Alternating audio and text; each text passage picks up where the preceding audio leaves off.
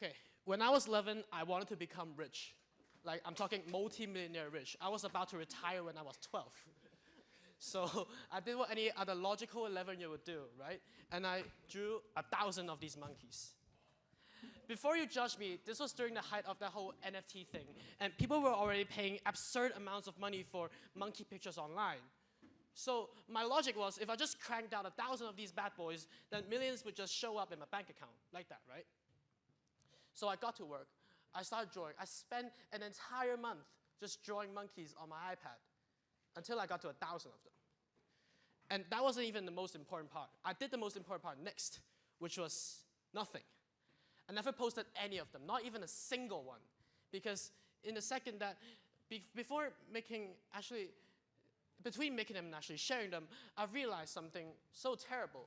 Like, anyone can make art. So the art was never the hard part. Posting it was. And I got close. I had a website, and I had an Instagram page, and everything all set up. All I had to do at that point was just click, right? And you wouldn't believe this, but even if you gave me a computer with the cursor hovering over that post button, I still couldn't bring myself to do it. I still could not have clicked post. Why? Because of you guys. What if you guys see it? What if people from my school sees it? What if they laugh at me? What if they put me in a group chat, right? So I never did anything. And that's the part that still stings, because my project didn't fail because the art was bad. I mean, it looks beautiful, right? My project failed because I was too scared of putting myself out there. And I kept telling myself I'd post them eventually, when they're ready. But maybe it was never about readiness. Maybe it was more about fear. I was the problem. I felt like an NPC at that moment, not because my project failed, but because I let fear make that decision for me. It took control. I stood still, I froze, I was waiting for permission. And I'm sure you've also called yourself an NPC before. An NPC in a video game, if you didn't know, is a non-playable character. It's the Minecraft villager, always saying the same trait line, or Tom Nook from Animal Crossing, always giving you the next task.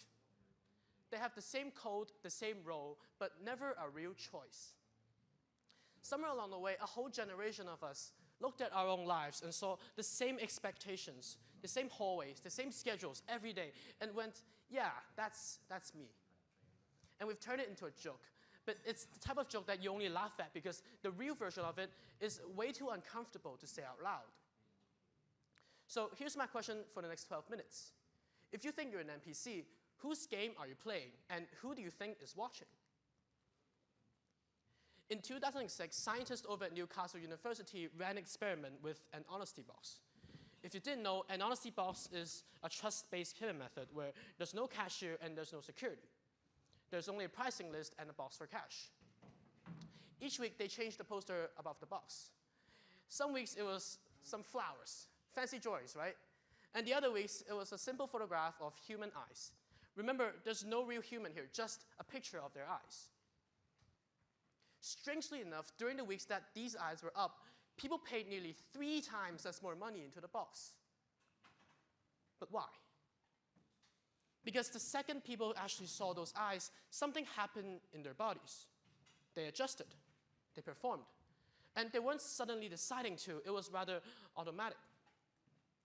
They felt as if they're being watched. So naturally, they had to act as the most acceptable versions of themselves. That was me and my 1,000 monkeys, because nobody even knew they existed yet. I didn't even show anyone. And I was already worrying about what if they did? What are the consequences? I was already worrying about the verdict. Because an NPC isn't just someone with a boring routine. It's not that simple. An NPC is someone who has handed the controller to the audience.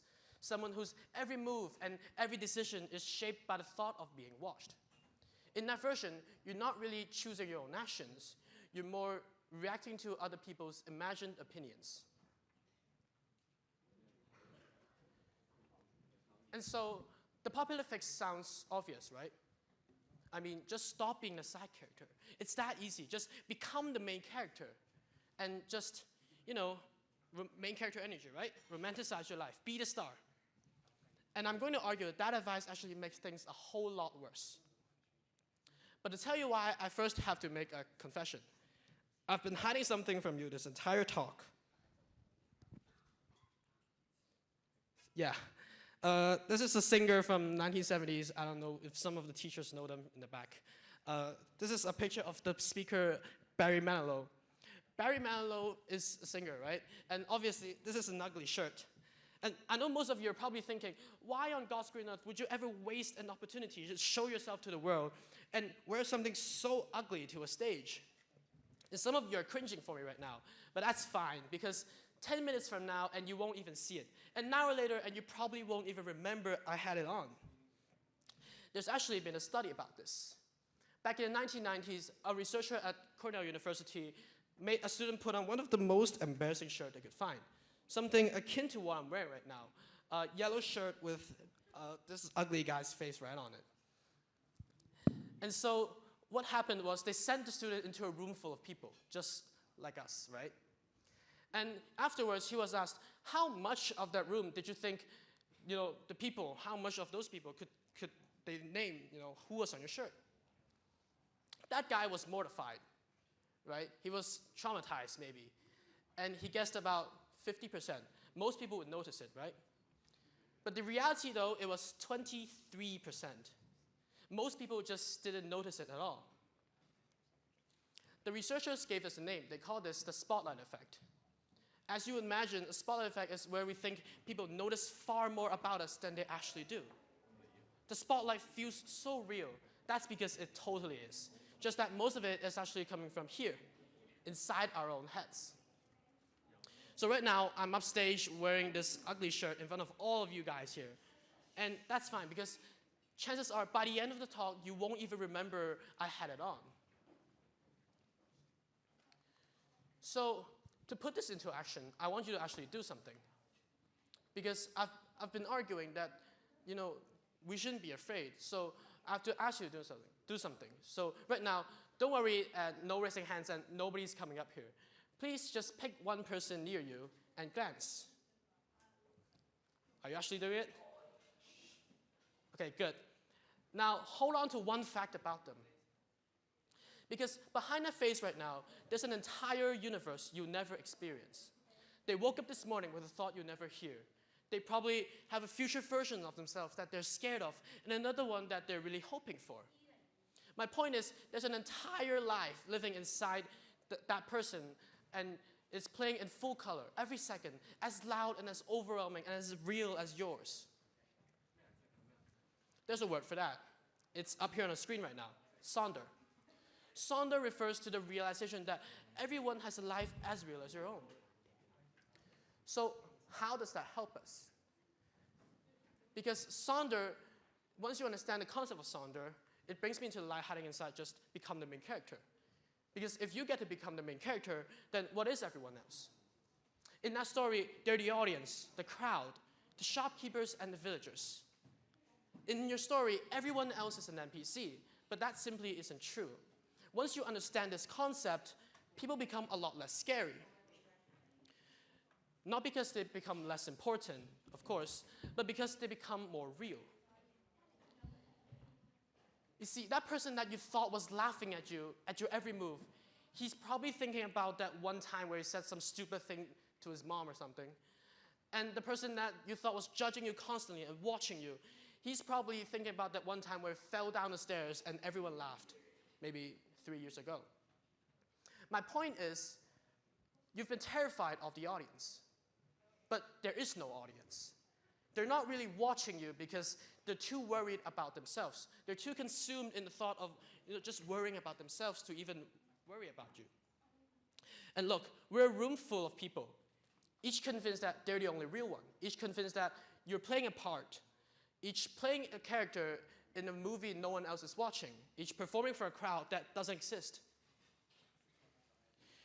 Look, there are no NPCs because they're just people that forgot everyone else has a life as real as their own. And this is where it all changes. You felt like an NPC because you've handed the controller to the audience, right? You gave it up. You gave up control. The cure was never to just grab the controller back and make everyone else your audience. because that just shifts away the tension. It doesn't completely remove it. The cure is stranger, but a lot better. The cure is to stop acting altogether. To stop recording yourself, to stop editing yourself for a camera that was never even there, in a theater that has always been empty. And look, we were told that NPC actually stands for non-playable character, right? What if that was never the point? What if NPC actually stands for never play a character? It's the person that finally stops performing and stops pretending, starts doing the things that he loves, things that he actually wants. Maybe he'd walk into that room, wear a weird shirt, sit alone on purpose. Because that person isn't the side character. The truth is far from that. That person is the only one in this building that's actually playing the game. And the day that stops feeling so terrifying and starts feeling, like freedom, that's the day your screen flips. And to demonstrate to you, I have to ask you to do something. I dare you to run an experiment. And this is something that you can actually take away, right? I call it the empty theater test.